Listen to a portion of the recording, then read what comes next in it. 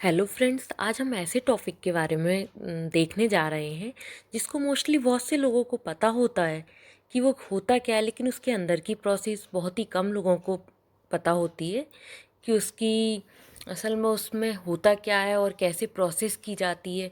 बाकी का आजकल चुनावी माहौल तो काफ़ी है, तो सभी लोगों को चारों साइड से सुनाई दे रहा होगा कि एग्ज़िट पोल में ये रिज़ल्ट आया, क्या हुआ, कैसा हुआ।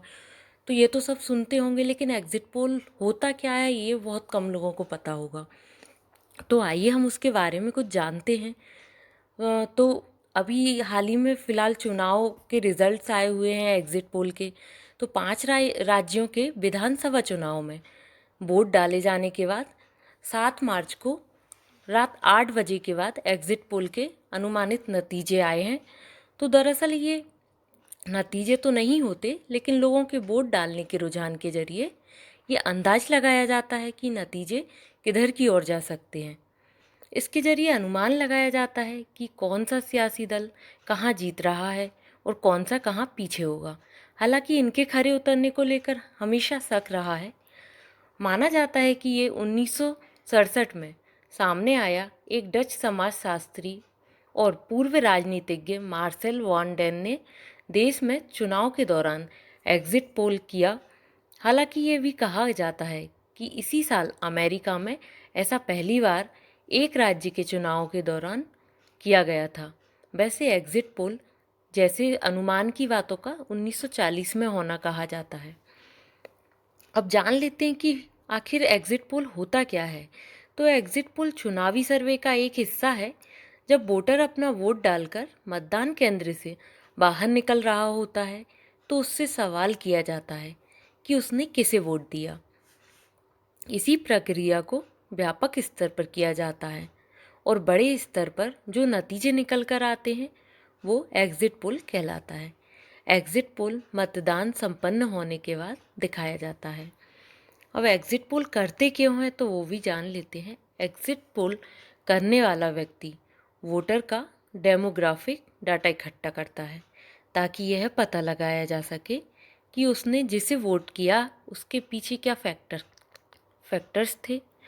चूँकि लोगों द्वारा डाले गए वोट गोपनीय होते हैं, ऐसे में एग्ज़िट पोल ही एकमात्र रास्ता है जिससे ये जानकारी इकट्ठा की जा सकती है। भारत में एग्ज़िट पोल की शुरुआत किसने की थी ये तो सभी को पता है, लेकिन कहाँ से शुरुआत हुई थी तो श्रेय Indian institute of public opinion के चीफ एरिक डी कास्टा को जाता है। चुनाव के दौरान एग्ज़िट पोल की मदद से जनता के मिजाज को परखने वाले वे पहले व्यक्ति थे। मतदान के दौरान अलग अलग बूथों पर डाले जा रहे वोट एक समान नहीं होते और सुबह से शाम तक वोटिंग पैटर्न में बदलाव भी आते हैं। ऐसे में पूरे दिन में किया गया सिर्फ एक सर्वे गलत तस्वीर पेश कर सकता है। इसलिए एग्ज़िट पोल मुख्य रूप से उतार चढ़ाव और टर्नआउट कैलकुलेट करते हैं। सर्वे करने वाला व्यक्ति हर चुनाव में उसी बूथ पर वापस नहीं जाता है जिस बूथ पर वो हर बार जाता रहा है। वह उसी वक्त बूथ पर जाता है जिस वक्त वह पिछली बार गया था। इसके बाद जुटाए गए आंकड़ों की तुलना पिछले एग्ज़िट पोल से की जाती है। फिर ये कैलकुलेट किया जाता है कि विधानसभा क्षेत्र में वोटों के बंटवारे में कैसे उतार चढ़ाव आए। इस उतार चढ़ाव को उसी तरह के दूसरे विधानसभा क्षेत्र में अप्लाई किया जाता है और फिर जो नतीजे निकल कर आते हैं उन्हें एग्ज़िट पोल में दिखाया जाता है। तो अब हम लोगों ने एग्ज़िट पोल के बारे में तो जान ही लिया है, तो ये भी जान लेते हैं कि एग्ज़िट पोल और ओपिनियन पोल में अंतर क्या होता है। एग्ज़िट पोल में तो मैंने आपको अभी बताया कि क्या होता है एग्ज़िट पोल में। एग्ज़िट पोल में वोटर से मतदान करने के तुरंत बाद पूछा जाता है कि उसने किसे वोट दिया है। वहीं ओपिनियन पोल इसके बिल्कुल अलग होता है। इस सर्वे में वोटर से पूछा जाता है कि वे किसे अपना वोट देने का मन बना रहे हैं।